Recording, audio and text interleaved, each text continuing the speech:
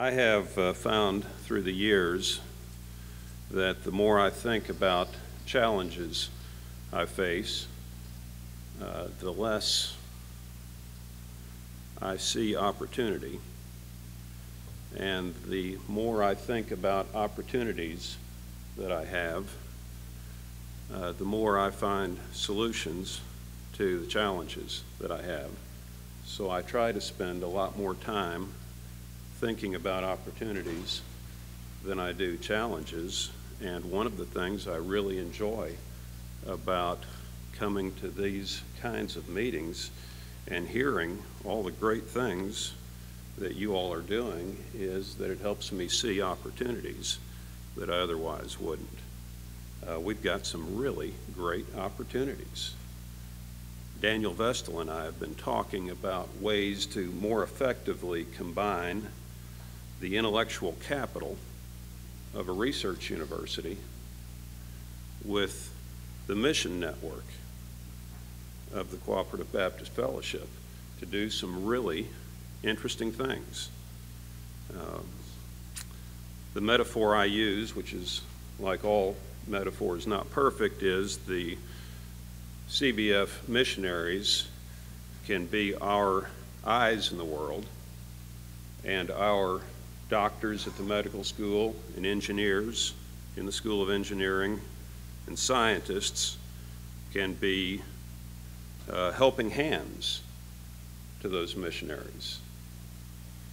We've got a project that we're doing now where the CBF missionaries identified a need for prosthetics in Haiti. And our biomedical engineers came up with a solution to that need. They designed durable, functional, comfortable, cost-effective prosthetics that, unlike conventional prosthetics, which cost about $20,000, cost less than $200 and work even better.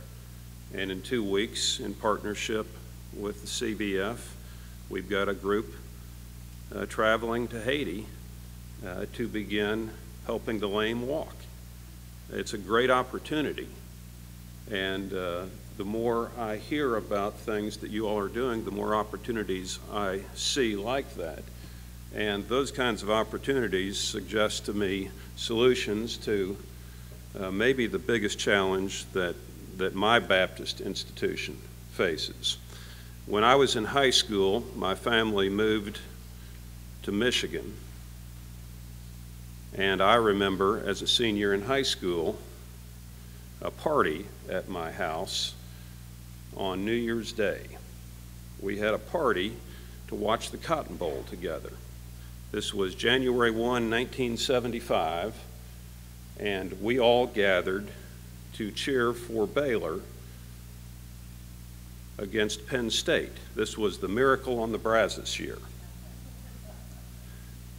The remarkable thing about this gathering in the snow and blustery cold of Michigan to cheer for Baylor was that not a single one of us there had any connection to Baylor, other than we were Baptists and Baylor was our Baptist school. We really thought of ourselves as Baptists. If you'd ask us to describe ourselves in 30 words, Baptist would have been in there somewhere. I don't think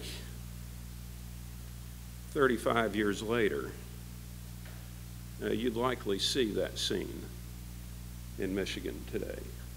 And it's not just because Baylor hadn't been to the Cotton Bowl in 25 years.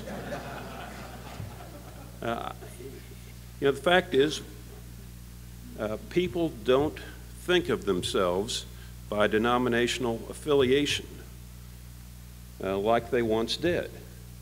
If you ask my children, who have been raised in Baptist churches, to describe themselves in 30 words, I guarantee you would not hear the Baptist word.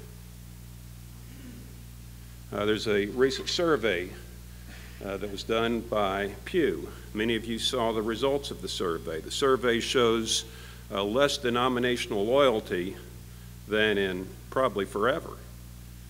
more than almost half the adults surveyed reported that they had changed religious affiliations. And the survey further found that denominational loyalty was especially weak among people under the age of 30. If I went to a church youth group today and said to them, "We're your university because we're Baptists like you," they'd think I was pretty strange. It wouldn't register with them at all. In fact, they'd think, "No, we're Georgians. Our university's Georgia."